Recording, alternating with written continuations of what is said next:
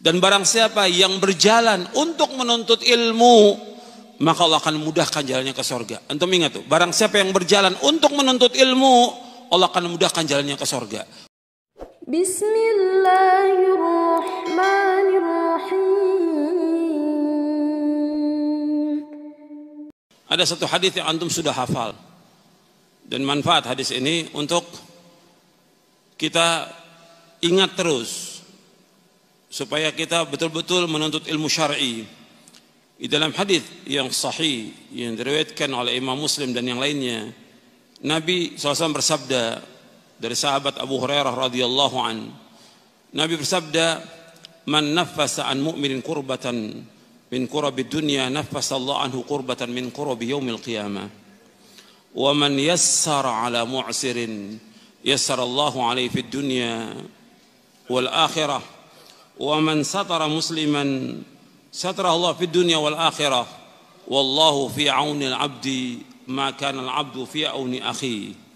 Wa man salaka tariqan yaltamisu fihi 'ilman, sahhala Allahu lahu bihi tariqan al-jannah. Wa ma ijtama'a qaumun fi baitin min buyutillah yatluna kitab Allah wa yatadarasunahu bainahum illa nazzalat 'alaihimus sakinah wa ghashiyatuhumur rahmah wa haffathumul malaikah wa dzakarahumullahu fi man 'inda wa man batta'a bihi 'amalu lam yusri' bihi nasabu." Dari sahabat Abu Hurairah radhiyallahu an, ia berkata, telah bersabda Rasulullah sallallahu alaihi wasallam, barang siapa yang melapangkan kesulitan seorang mukmin dari kesulitan dunia, maka Allah akan lapangkan dia dari satu kesulitan di hari kiamat. Barang siapa yang memudahkan orang yang dililit utang, maka Allah akan mudahkan dia nanti pada hari kiamat. Allah akan mudahkan di dunia, Allah mudahkan di akhirat. Barang siapa yang menutupi aib seorang muslim, Allah akan tutup aibnya di hari kiamat. Allah akan tutup aibnya dunia dan akhirat. Dan Allah akan senantiasa menolong seorang hamba selama hamba itu menolong saudaranya. Dan barang siapa yang berjalan untuk menuntut ilmu, maka Allah akan mudahkan jalannya ke surga. Antum ingat tuh, barang siapa yang berjalan untuk menuntut ilmu, Allah akan mudahkan jalannya ke surga. Wa man salaka tariqan yaltamisu fihi ilman, sahhalallahu lahu bihi tariqal jannah. Barang siapa yang berjalan untuk menuntut ilmu, Allah akan mudahkan jalan ke surga. Kemudian Nabi lanjutkan SAW, wa majtama'a qaumun fi baitin min buyutillah yatluna kitab Allah wa yatadarasunahu bainahum illa nazzalat alaihimus sakinah wa ghashiyatuhumur rahmah wa haffathumul malaikah wa dzakarahumullahu fi man indah. Dan tidaklah berkumpul satu kaum di satu masjid dari masjid-masjid Allah yang mereka membaca kitab Allah dan mereka pelajari, mereka kaji kitab Allah itu, melainkan yang pertama akan turun sakinah, ketenangan. Yang kedua diliputi oleh rahmat Allah SWT. Yang ketiga dikelilingi oleh malaikat. Yang keempat Allah akan sebutkan orang-orang yang hadir oleh Allah, disebutkan di hadapan para malaikat yang berada di sisi Allah Taala. Wa man batta'a bihi 'amaluhu lam yusri' bihi nasabuh. Barang siapa yang lambat amalnya, tidak dapat dikejar oleh nasabnya. Itu perhatikan ini. Ini hadis manfaat. Ada di Arba'in An-Nawawi hadis ini. Hadis sahih riwayat Muslim.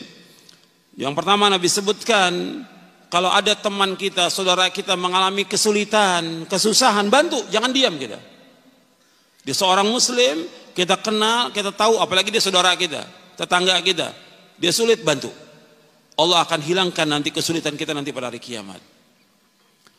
Orang yang memudahkan orang yang dililit utang, dia nggak mampu untuk bayar, susah hidupnya, dililit utang karena dia nggak ngerti. Dia berutang orang miskin, kita bantu untuk bisa membayarkan hutangnya. Atau dia hutang pada kita, yang kita lihat nggak mampu dia untuk bayar, kita bebaskan. Atau kita berikan tempo atau bebaskan, seperti Allah sebutkan dalam surah Al-Baqarah, wa in kana dzu usratin fanadhiratun ila maisarah wa an tasaddaqu khairul lakum in kuntum ta'lamun. Dan jika orang yang sulit nggak mampu untuk bayar utang, kamu tunda sampai waktu dia lapang. Kalau kamu sedekahkan itu lebih baik bagi kamu jika kamu mengetahui. Mudahkan orang yang dililit oleh utang. Kemudian yang ketiga Nabi sebutkan, barang siapa yang menutupi aib seorang muslim, Allah akan tutup aibnya dunia dan akhirat. Jadi nggak boleh kita menyebarkan aib seorang muslim, apalagi dia orang-orang yang saleh, orang-orang yang baik, yang taat kepada Allah, taat kepada Rasulnya. Yang keempat, Allah akan selalu menolong seorang hamba selama hamba itu menolong saudaranya. Selama kita menolong seorang hamba, menolong seorang, Allah akan tolong kita. Yang kelima, Allah sebutkan barang siapa yang berjalan untuk menuntut ilmu, Allah mudahkan jalan ke surga. Itu perhatikan tuh. Maka nggak boleh kita lepas untuk menuntut ilmu. Sampai kapan menuntut ilmu? Sampai wafat. Terus kita harus semangat untuk menuntut ilmu syar'i sampai kita diwafatkan oleh Allah. Belajar Quran dan Sunnah menurut pemahaman salafus soleh. Wajib gitu loh.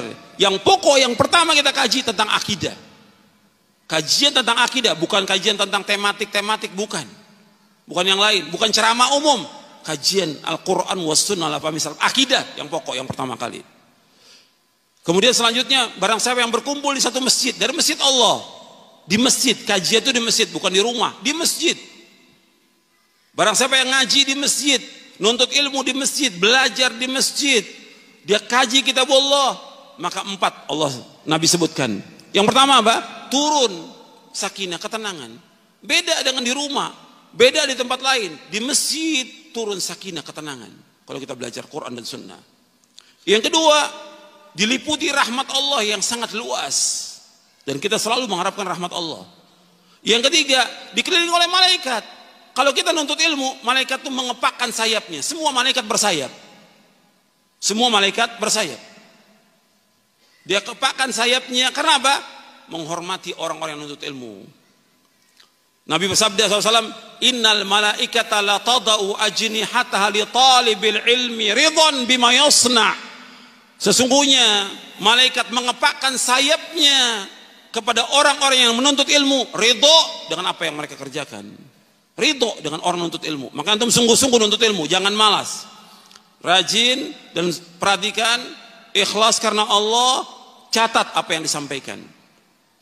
Kemudian yang keempat disebutkan lagi bahwa orang yang menuntut ilmu itu, yang belajar Quran dan Sunnah, itu Allah akan sebutkan nanti di antara para malaikat yang berada di sisi Allah. Kemudian terakhirnya di hadis ini, wa man batta'a bihi 'amaluhum lam yusri' bihi nasabuh. Barang siapa yang lambat amalnya tidak dapat dikejar oleh nasabnya. Karena yang dipentingkan dalam Islam ini amal, ilmu dan amal, bukan nasab. Meskipun dia mengatakan keturunan ningrat, keturunan nabi, keturunan rasul, orang yang mulia, tetap di hari kiamat Allah akan nilai bukan nasabnya, yang Allah nilai apanya? Amalnya. Likullin darajatum mimma amilu. Semuanya akan diberikan derajat tergantung dari apa yang mereka amalkan. Bukan nasabnya, bukan. Amal. Yang dipentingkan dalam Islam ilmu dan amal. Ikhwani fiddin, azakumullah. Ini sebagai muqaddimah yang penting supaya kita terus semangat untuk menuntut ilmu dan mengkaji Al-Quran dan Sunnah ala fahmi salaf di masjid-masjid Allah. Di mana ada masjid, cari masjid untuk mengkaji Al-Quran wa Sunnah ala fahmi salaf. Kaji. Sebab ini tempat yang barokah. Alhamdulillahi Rabbil Alamin.